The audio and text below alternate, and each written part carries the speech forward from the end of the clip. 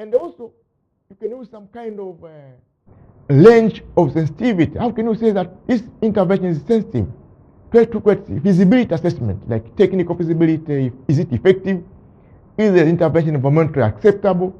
Do you have finance to control it? Is it social legal acceptable? And also practice range of choice. Can you do it or not? Take an example of range of choice, public information education. In terms of technical, yes, you can educate people. Is it effective? Sometimes effect is low. Is it environmentally acceptable? Yes. Is it financially feasible? Yeah, can you get money to do education? Is social legal acceptable? Yes. Is it open? Yeah, it's open. Now we can count the amount of yes, 1, 2, 3, 4. If yes, you are more than 5, means that that option is more technical and it can be implemented. Control vector breeding size, are you able or not? Then choose a methodology which is more feasible. That's doing feasibility assessment. Look at some other interventions, some other choices like control vector breeding sites, like forecasting and area warning system, and look at technically feasible. Financial capability, compatible with current policy. Is current policy supporting improved public infrastructure or not? And also look at the target community. Those is about adaptation, and now let's look at climate mitigation. There's a one say that, can we avoid climate change? Studies have been shown that even if we stop today, change will happen, will continue to happen because the climate has already changed and the carbon is in the system, that's the system. That means no, we cannot avoid the climate change. Now, can you reduce the climate change? Yeah, we can reduce it. We can reduce it by doing what? That is the adaptation now. We reduce climate change is how we do mitigation. And we have an international program, international agreement regarding climate change mitigation, and that Conference of Parties of 16 confirms that in order to maintain the global climate below 2 degrees Celsius, there should be mitigation activities. And the mitigation activities cause for reduction of carbon dioxide production or stopping production of carbon dioxide and other greenhouse gases. And the Conference of Parties call for every country to prepare national adaptation mitigation actions. What are possible actions which the country can develop to stop production of carbon dioxide or to reduce carbon dioxide production? And the price of conventional energy is high and will continue to rise, as it has said that law of deforestation is understood and accepted. What other mitigation activity can we use? Deforestation, planting trees, and so on. These are examples where the greenhouse gas emission, you can see the major greenhouse gas emissions from combustion, carbon dioxide combustion industries. That's almost 90%. Look other sources from land use changes. You see, carbon dioxide from land use changes, cutting of trees, urbanization, and so on. And also we have another greenhouse gas from nitrogen dioxide and the methane gas from landfill and the other waste disposal points. And look the greenhouse gas emission in sub-Saharan countries. Major source in sub-Saharan Africa and Tanzania from land use changes, from cutting trees. So if we stop cutting of trees, we in sub-Saharan countries, it means we mitigate more. And you can see we have little contribution of methane, little contribution from carbon dioxide, little contribution from nitrogen oxide. But for sub-Saharan Africa, major impact is towards land use changes and deforestation.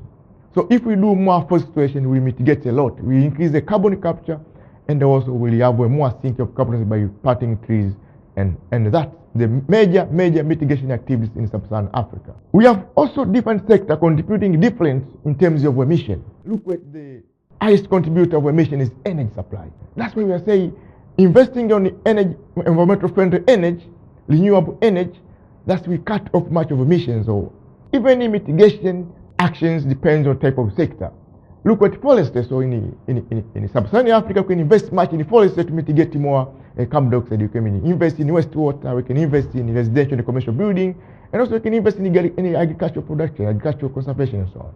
Now, this is a contribution of different sectors in terms of different countries. Look at buildings. Much of the developing countries, they contribute much in terms of what building. But in Africa, look, we are contributing much in terms of what land use and the forest. But waste, a little contribution, but large contributions in the building.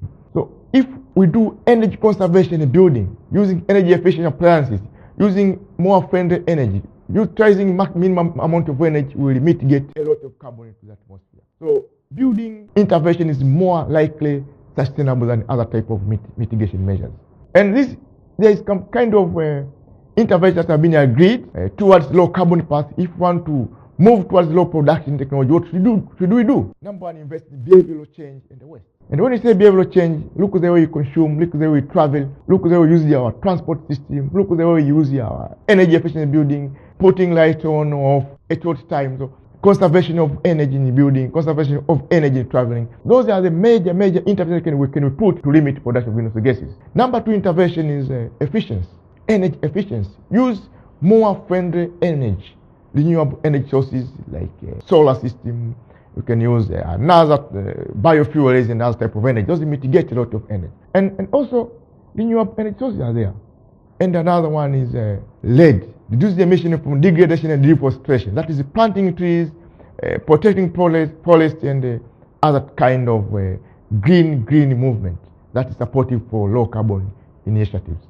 So in investing in all of these, that we are putting much emphasis in low carbon path, having a development which is low production of carbon, and that will mitigate a lot of carbon and reduce the impact of climate. Climate change mitigation is all about low carbon development pathway. When we say mitigation, means we are reducing carbon, and that is all we call low carbon development. So for every development activities, for every strategy, we must make sure that we invest much in the low carbon issues. Invest in environmental friendly energy, lifestyle, consumption pattern, changing the way we are living, and so on. So we have a number of it, like promoting low carbon technology, like promoting energy efficiency buildings, energy efficiency application, promoting renewable energy, low carbon urban transport, and sustainable management of land use, and enabling activity and capacity building. So those are the really measures of climate change mitigation. To conclude about our today's climate change public health, we have learned a lot regarding impact of climate on public health, and how can we establish the impact in terms of adaptation measures, and how can we adapt, and also how can we mitigate. All in all, climate change is all about our lifestyle.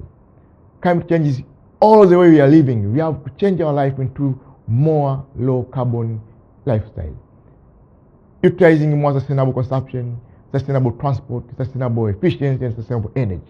Utilizing more adaptation measures to make sure if impact will happen, we control it. And I understand that by following all measures in terms of adaptation, we'll be able to advise the community in terms of public health, and we'll be able to advise other professions. And thank you all for your listening, and I expect to meet you in the future in terms of implementation and in terms of other strategies and the promotion of public health and climate intervention.